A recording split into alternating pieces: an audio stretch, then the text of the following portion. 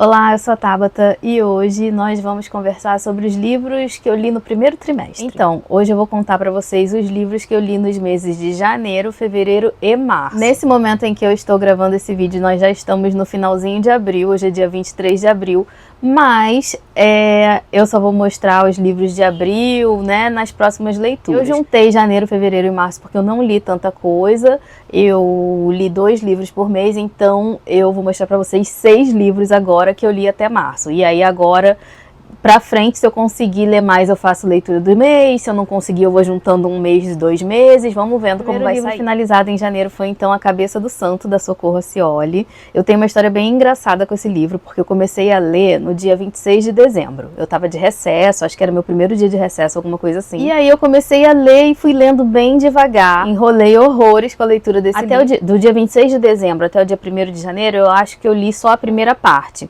E aí, do dia 1º de janeiro, eu peguei de novo para ler e eu li o livro todo. Eu simplesmente terminei a outra parte todinha do livro, né? Metade do livro, assim, uma coisa assim do livro. Essa parte toda aqui eu li em um dia. Aqui a gente vai ter, então, a história do Samuel. Ele é um homem que faz uma promessa para a mãe, no leito de morte dela, de que ele vai atrás, né, do pai e da avó dele na cidadezinha lá em que eles moram. E ele é muito revoltado com esse pai que abandonou a mãe teve uma vida muito sofrida, então quando a mãe morre, ela pede para ele, né, ir atrás do pai, e ele vai a contragosto só porque ele fez mesmo essa promessa, e chegando lá nessa cidade do pai dele, ele vai ter uma recepção que ele não esperava pela avó, né, assim, a avó dele não vai aceitar ele em casa, vai mandar ele procurar abrigo em outro lugar, e aí tá vindo uma chuva muito forte, e ela fala, ó, segue esse caminho que você vai ter um lugar para você onde você pode se abrigar. E aí chegando lá, né, esse lugar é o quê? É a cabeça do santo. Então ele vai acabar se abrigando dentro da cabeça desse Santo Antônio, né, a cabeça enorme de um Santo Antônio, que tem toda uma história por trás, que nessa cidadezinha ia ser feita uma estátua, né, em homenagem a Santo Antônio. Fizeram primeiro o corpo e fizeram depois a cabeça. E fizeram uma cabeça que não tinha como ser colocada em cima da estátua, não tinha como, engenharia lá e tal, muito grande, pesada, impossível colocar a cabeça do Santo Antônio. A cabeça de Santo Antônio simplesmente ficou jogada lá na rua. E aí o Samuel vai se abrigar dentro da cabeça do santo.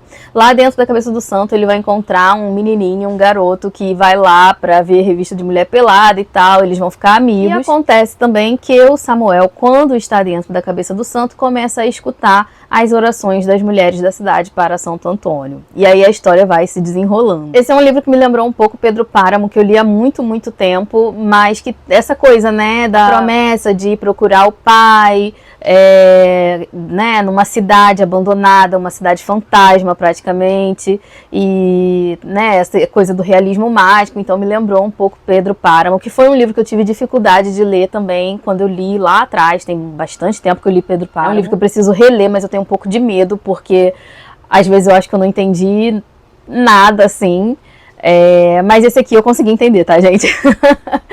Mas então me lembrou um pouco Pedro Páramo pelo realismo fantástico, essa coisa da promessa para a mãe, para ir buscar o pai, uma cidadezinha fantasma e tal. E é um livro que fala muito sobre como a gente, né, tá na mão desses políticos corruptos, cidades pequenas, então, né, sempre tem essa coisa da corrupção muito forte, dessas pessoas que comandam a cidade usando só os interesses próprios. E aí, como eu disse no início, eu estava achando uma leitura boa, mas uma leitura normal, assim, não estava me pegando muito, eu não estava entendendo muito qual o rumo que a autora ia dar para a história. Eu falei, mas aonde isso vai chegar, né? E aí não estava entendendo muito, mas depois, como eu disse, no dia 1º de janeiro, né, do dia 26 ao dia 31 de dezembro, eu fiquei enrolando, assim, meio desinteressada, confesso.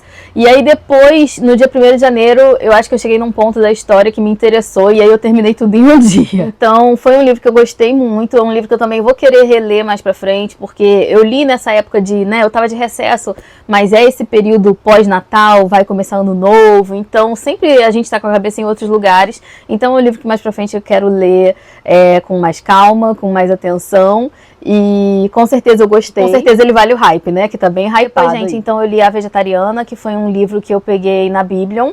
e foi com certeza o livro mais estranho que eu já li na minha vida. Eu não tenho dúvida nenhuma de que na minha vida eu nunca li nenhum livro que tenha me deixado com uma sensação de incômodo tão grande quanto A Vegetariana, né? Tô falando da minha experiência, gente, mas assim, é um livro muito, muito estranho. Eu nunca me senti tão incomodada lendo um livro, eu nunca... Nossa, é uma coisa realmente muito estranha a leitura desse livro, ou seja, 5 estrelas, amei. Aqui, então, a gente tem a história dessa mulher, ela tem 20 e poucos anos, 27, 28, alguma coisa desse tipo, e ela decide se tornar vegetariana. Eu vou deixar o nome dela escrito aqui, eu acho que eu falo Yong-ye, eu falaria Yong-ye, alguma coisa do tipo, mas eu não sei como escreve. Então a gente tem a história dessa mulher, ela tem uns 20 e poucos anos, ela é casada e ela decide se tornar vegetariana. Ela começa a ter uns pesadelos assim muito loucos e aí depois disso ela não consegue mais sentir cheiro de carne, tocar na carne, cozinhar e tal. É uma coisa que violenta muito ela, esse contato com a carne, então ela decide se tornar vegetariana. E como eu disse, ela é casada, né? Ela tem um marido que é um tremendo babaca. O marido dela, então, começa a se incomodar com essa situação, com o fato da Yong-ye se tornar vegetariana. Então, essa primeira parte do livro é narrada pelo marido dela, e ele é um homem, assim, aquele pior tipo de homem, sabe? Ele começa a se incomodar com ela se tornar vegetariana por causa dos transtornos que isso traz para a vida dele. Em nenhum momento ele quer saber por que ela decidiu se tornar vegetariana, por que ela tá tendo isso, o que está acontecendo com a mulher dele. Ele começa a se questionar se ele escolheu a mulher certa para se casar, que ele se casou com ela, mesmo ela não sendo bonita, mesmo ela não sendo atraente. Ele acha mais fácil se relacionar com esse tipo de mulher, então mesmo ela não tendo nenhuma qualidade que ele gostaria, não sendo bonita, não sendo, e agora ela ainda traz esses transtornos para a vida dele, não, né? Comer carne, não cozinhar carne para ele, não ter uma situação social em que ele possa estar com ela e ter carne e tal. E aí ele começa a falar, nossa, escolhi a mulher errada, então, né? Assim, a partir do momento que ela para de atender às expectativas dele, a trabalhar para ele, a fazer o que ele quer, a corresponder aos anseios, aos desejos dele, ele simplesmente descarta essa mulher, ele não quer mais nada com ela, ele quer se livrar daquele problema que ela se tornou. Ele, inclusive, conversa com a família dela, e a gente tem cenas fortíssimas, né, da família dela tentando forçá-la a comer carne e tal, então uma coisa pavorosa. E aí a segunda parte do livro, a gente tem o ponto de vista do cunhado dessa mulher, que, assim, é uma das partes mais também pavorosas do livro. Esse cara é um inútil, é um outro babaca também. Ele é sustentado pela mulher, né, pela irmã da Yong-ye. Eles têm um filhinho, ele não cuida do filho do casal, é incapaz, ele se diz artista, em crise. Então ele não faz nada, ele fica só lá atrás da arte dele, não consegue desenvolver nada, ele não ajuda a mulher que está sempre trabalhando e cuidando do filho. E aí, a partir dessa situação com a cunhada, ele vai descobrir que ela tem uma mancha lá de nascença, que é chamada de mancha mongólica, e aí vai se desenrolar toda uma situação assim perturbadora, que eu diria. Depois, então, desse lance com a cunhada, né, que ele descobre essa mancha que ela tem e tal, a inspiração dele meio que volta, digamos assim, e ele vai iniciar todo um processo criativo ali, e ele meio que vai se utilizar da fragilidade dessa cunhada, de uma mulher que está sem saúde mental nenhuma, que está passando por algum tipo de problema. E aí, a terceira e última parte do livro, a gente tem o ponto de vista da irmã dessa mulher, da Yong-ye. Aí a gente vai ter o ponto de vista dela, né, e depois de tudo que aconteceu envolvendo a irmã dela, envolvendo o marido. É um ponto de vista também bem impactante. E aí você percebe que em nenhum momento a gente tem um ponto de vista da protagonista, né? Então, A Vegetariana foi o livro mais perturbador que eu li, foi o primeiro favoritado, muito, muito estranho. É um livro que fala sobre saúde mental de uma forma bem diferente assim, uma forma bem impactante. Um livro que fala sobre a opressão que as mulheres sofrem na sociedade. Um livro muito, muito diferente, que eu gostei muito. Quero ler mais da Han Kang. Vamos agora então para fevereiro, que eu também li 2 livros. O primeiro livro que eu li em fevereiro foi então A Casa Torta, da Agatha Christie. Foi um livro que eu gostei, foi divertido enquanto eu estava lendo, mas não foi um livro marcante, assim, da Agatha para mim. Eu vejo que muita gente gosta muito desse livro. Foi um bom livro, mas não foi assim, nossa, adorei A Casa Torta. Foi um livro que eu gostei de ler. Então a gente vai conhecer o Charles, ele se apaixona pela Sofia, mas ele é mandado pra guerra. Ele pede pra ela esperar por ele, né, pra quando ele voltar na guerra, pra para eles poderem iniciar o relacionamento, se casarem e tal. Quando ele volta da guerra, então, ele vai encontrar a Sofia fala para ele, olha, a gente não pode mais se casar. Ele, meu Deus, por que você não me ama mais? E ela fala, não, é porque a minha família está envolvida num escândalo, eu não sei se você vai querer se envolver com isso, antes da gente se casar a gente tem que resolver esse problema. E o problema é o quê?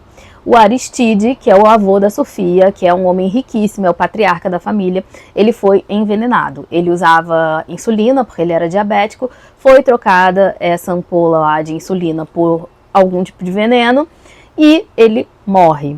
E aí existem vários suspeitos, todos da família, porque todos moram juntos nessa casa torta. Então a gente tem a Sofia, a gente tem os pais da Sofia, a gente tem os 2 tios da Sofia e a gente tem os 2 priminhos da Sofia, que são adolescentes, entre adolescentes ali, crianças. Tem a babá deles e tem também o professor deles, dessas crianças que também mora lá, e além disso a gente ainda tem também a mulher do Aristide. Então assim, toda a família deseja muito que ele tenha sido morto pela mulher, que é bem mais nova, o Aristide já tinha coisa de 80 anos, e ele era casado com uma mulher bem mais nova que ele. Todos eles acham que ela tinha um caso com o professor das crianças, e aí eles querem muito que seja ela que seja a culpada por esse assassinato, porque aí livraria a família desse escândalo, né, de ter um criminoso na família e tal. Só que a polícia ainda está investigando isso para ver quem foi que matou, e o Charles, ele é filho de um cara lá da polícia, de um chefão lá da polícia. E aí a Sofia pede para ele, olha, vem ficar aqui em casa uns tempos para você também fazer uma investigaçãozinha assim, para você ver o que você descobre. E aí a gente vai ter essa investigação. Eu achei bem divertido, tem uma personagem que é muito cativante, ela é muito carismática, e aí eu já imaginava mais ou menos o desfecho, meio que descobri ali o assassino, mas foi um livro bom, eu gostei bastante. Só não foi assim um livro muito marcante da Agatha, que nem Morte no Nilo foi pra mim muito marcante, e não separou nenhum meu favorito de todos, né? Morte no Nilo também tá ali pau a pau. Noite Sem Fim, que também me marcou bastante. Tem alguns livros da Agatha que eu gosto mais. Morte na Mesopotâmia, e tem muito livro que eu gosto, 100 Gramas de Centeio. Mas eu gostei também de A Casa Torta. Eu notei aqui agora que eu separei o livro A Casa Torta pra mostrar pra vocês, e eu não... E eu falei do livro todinho sem mostrar, tá, gente? Mas esse eu li na versão física, eu comprei o box da Agatha Christie, e esse foi um dos que eu li na versão física. A Cabeça do Santo foi versão física, a Vegetariana foi no Biblion, A Casa Torta foi livro físico. Agora vamos para mais um livro que eu li no Biblion, que foi Como Arruinar um Casamento, da Alison Spack, alguma coisa assim, né? Eu esperei horrores para ler esse livro lá, fiquei na fila de espera um tempão da Biblion, e valeu a pena, gente. Foi um livro que eu tava esperando uma leitura, assim, sei lá, boba. Não boba, mas um livrinho, assim, e terminei o livro com depressão. Ou seja, amei. Mais um livro também que eu acho que vai ser favoritado. Eu tô muito assim esse ano ainda com as leituras, eu não sei muito bem o que eu favoritei. Eu acho que eu favoritei Vegetariana, eu acho que eu favoritei Como Arruinar um Casamento. Eu acho que eu vou ter que ler mais coisa aí pra ver o que tá entre os favoritos. Mas com certeza a Vegetariana e Como Arruinar um Casamento foram alguns dos melhores que eu li esse ano. Então a gente vai ter a história da Phoebe. Ela é uma mulher que acabou de se separar. Ela meio que levava uma vida, acho que até sem perceber, não sei, talvez, voltada para esse casamento, voltada para esse marido, né? Então ela está passando por um momento muito difícil com esse término, e ela decide alugar um quarto num resort, num hotel maravilhoso, onde ela vai passar o último dia da vida dela, ou seja, ela decide ir lá se matar nesse local. Só que nesse local está acontecendo um casamento. A noiva, quando descobre que ela quer se matar lá aonde a noiva vai se casar, ela fica desesperada. Ela fala, não, você vai estragar meu casamento, você não vai fazer isso. Então a gente começa a ver a interação da Phoebe com essa noiva. E aí a gente tem duas linhas temporais também, porque tem o momento presente do casamento, e a gente também vai lembrando mais ou menos, descobrindo, né, como foi esse casamento da Phoebe. Então ela é uma mulher que tinha 39, 40 anos, alguma coisa assim, e ela vinha tentando engravidar e não conseguia. Quando ela recebe esse resultado final, digamos assim, de que realmente ela não vai conseguir ser mãe, ela passa por um momento muito difícil. O marido dela meio que não dá apoio ali nessa situação, ele tá mais voltado para a carreira dele, ir para outras coisas. Ela fica muito incomodada com isso. Ela se abandonou também, ela meio que foi seguindo os caminhos dele e nunca deu continuidade na carreira dela para ela se tornar quem ela queria ser na carreira dela, foi se deixando para trás. E então quando esse casamento acaba, ela meio que perde tudo, né? Porque não tinha muito que a vida dela. Então é um livro que traz várias reflexões, muitas mesmo. Eu achei que ia ser um livro só divertido e tal, mas eu acabei ficando em surto, assim, quando eu li. Foi um livro que eu gostei bastante. E aí, gente, em março eu comecei o mês lendo Hamnet, um romance sobre o luto, a peste e uma das maiores peças de todos os tempos da Meg O'Farrell. Gente, depois de ler Como Arruinar um Casamento, eu não deveria ter pegado isso aqui. Porque, assim, foi mais depressão, né? Eu gostei muito desse livro. Aqui a Meg O'Farrell, ela recriou, mais ou menos, o que ela achava que foi a morte, como aconteceu a morte do filho do Shakespeare, né?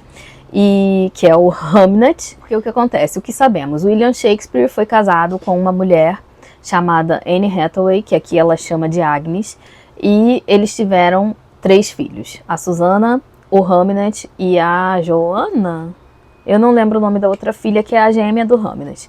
Sabe-se que o Hamnet também morreu aos 11 anos, mas não se sabe a causa da morte, né, historicamente, assim. Mas ela foi estudar lá, a autora foi estudar o período histórico, e ela descobriu que nessa época estava acontecendo aquela coisa toda da peste negra, e ela recriou toda essa situação aqui.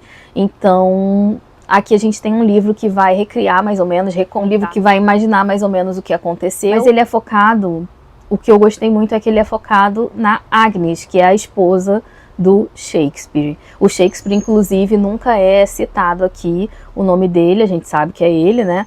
Mas nunca é citado o nome dele, ele é citado como o autor, o pai, entendeu? Nunca é falado o nome dele. E a Agnes é uma personagem muito interessante, eu gostei muito dela, ela tem essa vibe meio bruxinha, assim, feiticeira, né? Que lida com ervas, que tem sensibilidade de ver coisas e saber se ela toca na sua mão assim e sabe como vai ser a sua morte, como vai ser a sua vida e tal.